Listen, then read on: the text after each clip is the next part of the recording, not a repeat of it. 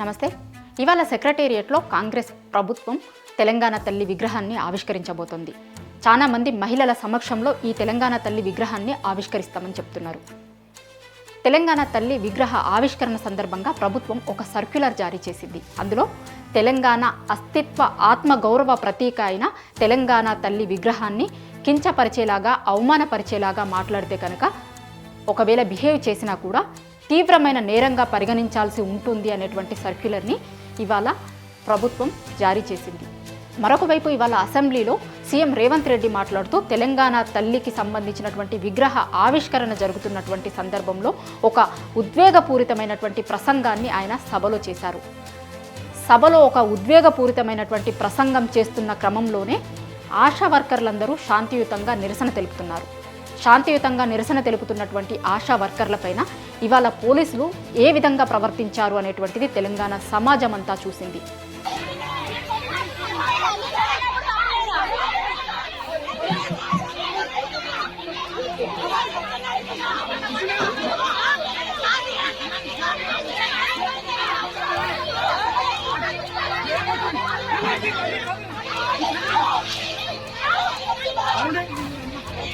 అసలు టీసీఎంలో కాళ్ళు డోర్ కట్టం ఉన్నా కూడా అట్లనే నొక్కిండు.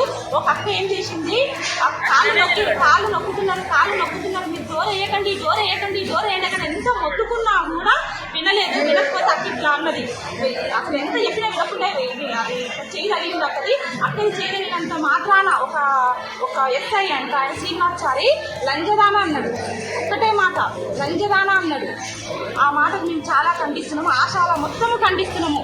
ఆ తెలంగాణ తల్లులపైన చేసిన జులుం, పోలీసులు చేసిన జులుం తీవ్రమైన నేరంగా రాదా?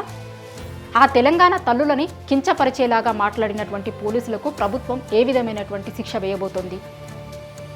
ఒకవైపు తెలంగాణ తల్లి గురించి గొప్పగా సభలో మాట్లాడుతున్నప్పుడే మరొక వైపు తెలంగాణ తల్లులకు జరిగినటువంటి అవమానంని ఏ విధంగా చూడాలి?